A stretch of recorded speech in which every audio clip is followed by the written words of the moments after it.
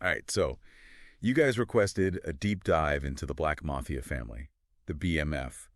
And, well, let me tell you, this story, it's got it all. From the streets to hip-hop, family, ambition, the whole nine yards. Yeah, it's wild how the BMF story, it like intersects with so many parts of American culture, Makes you really think about success, what people will do to get it, that kind of thing. And it all starts with two brothers, from my understanding.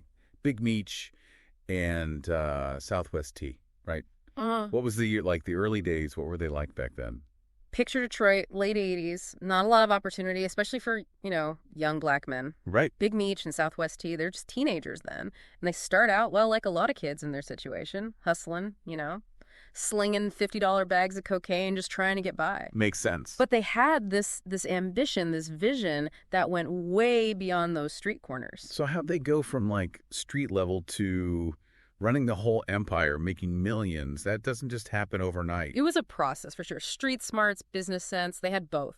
They knew that to really make it big, they had to control everything, the whole supply chain. That meant connecting directly with the cartels in Mexico. And that's where Southwest T, he really shined. He was always the more cautious one. So he was the logistics guy, making sure the product is moving smoothly. Exactly. Efficiency, keeping a low profile, that was his thing, especially as they started expanding across state lines, Across state lines, how far did their operation actually reach? By the early 2000s, they were coast to coast, man. Yeah. From like California all the way to Alabama, Tennessee, everywhere in between, always making sure there was never a shortage of, supply to meet the demand. Wow. Talk about coverage. But that kind of growth, that kind of reach, that's going to attract some unwanted attention, right? It's bound to happen when you're dealing with that kind of money and power. The DEA, they had been watching for years, and they had a ton of information, wiretaps, over 900 pages worth of transcribed conversations. Wait, 900 pages of wiretaps?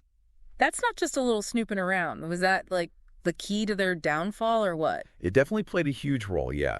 Imagine every deal, every worry, every struggle for power, all those inner workings of the BMF just laid out.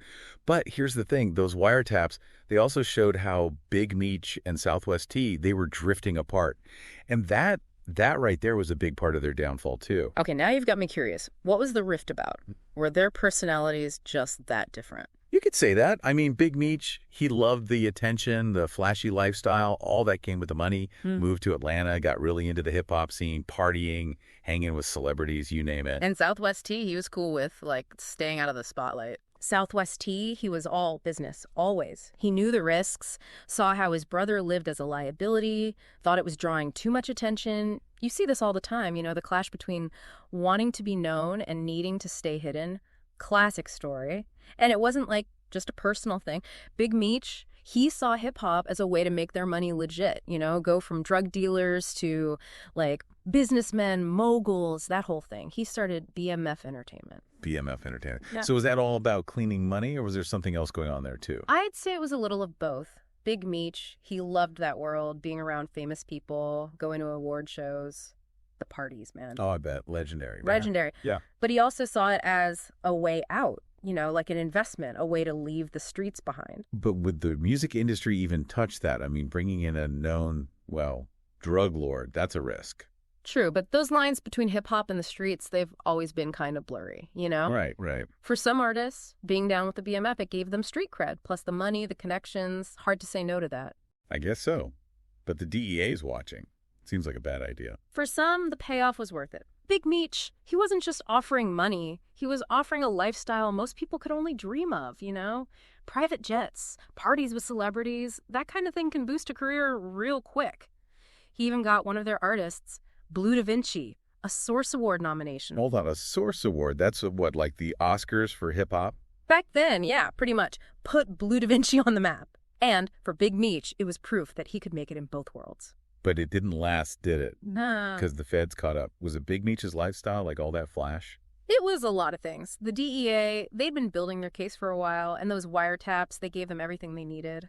But yeah, Big Meech, he liked to be seen. All those parties, the money he was spending, made him an easy target.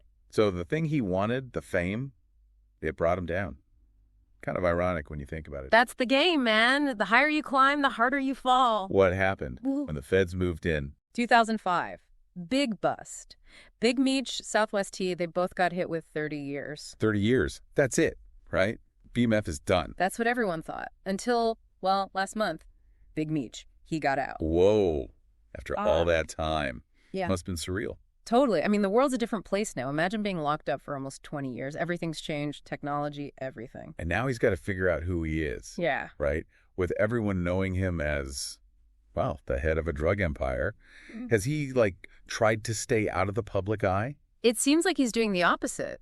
Big on Instagram, posting all the time, motivational stuff, even talking about the past. Interesting. So he's trying to, control how people see him.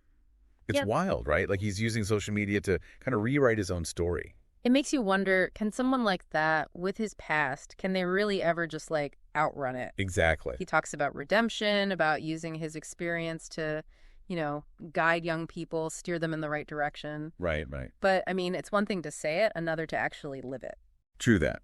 And it's not just about him. Right. The whole BMF thing, it says something about us, about our society. If you get this group, they come from nothing, they fight their way up in a system that's, not exactly fair. Not at all. And they achieve their own version of the American dream, just, a pretty messed up version. Makes you think about what that dream even means, Is it really possible for everyone? Or do some people, do they have to take a different path, a darker path to get there? It's a tough question. And the BMF story, it doesn't really give you an easy answer. Nope. And we can't forget about the whole hip-hop connection, right? The parties, the artists, that whole image Big Meech cultivated. Mm-hmm. Did that change hip-hop? I mean, did it change how we see success, what we think it takes to make it? It's hard to say definitively how much they influenced things, but, they were glamorous, they were dangerous, people were drawn to that, and it made some people wonder, is this what it takes to really make it in hip-hop? Do you need that connection to the streets, to that darker side of things? So where does that leave us? What's the takeaway from all this? Besides, just a crazy story. I think it's a reminder to really think about the stories we tell ourselves, about success, ambition, what really matters, and the price you might have to pay for it. The BMF, they're a cautionary tale, for sure. A reminder that the American dream, it can be a dangerous thing to chase, especially for those who the system's always failed. It's a story that sticks with you, that's for sure. Makes you think about choices, consequences, that line between right and wrong. And now, with Big Meech out, who knows what's next? How's he going to navigate this new world? Will he really change? It's like you said, can you ever outrun your past? Or does it always catch up eventually? Something to think about as we wrap up this deep dive into the Black Mafia family. Today is your lucky day. Today is the day that our $3 website works for you, paying you directly to your PayPal daily. Imagine $3 ongoing continuous payments to your PayPal account. Imagine falling asleep and waking up to $300 in your PayPal account. How would this make you feel? How could this help you? What bills could you pay? What kind of fun could you have? What does that retirement look like now? All for a one-time payment of $3. This website is DFY done for you, fully built and completely hosted, and never stops collecting payments for you. You have spent $3 on coffee on a regular, but that coffee won't help you create multiple streams of income. Click the link below.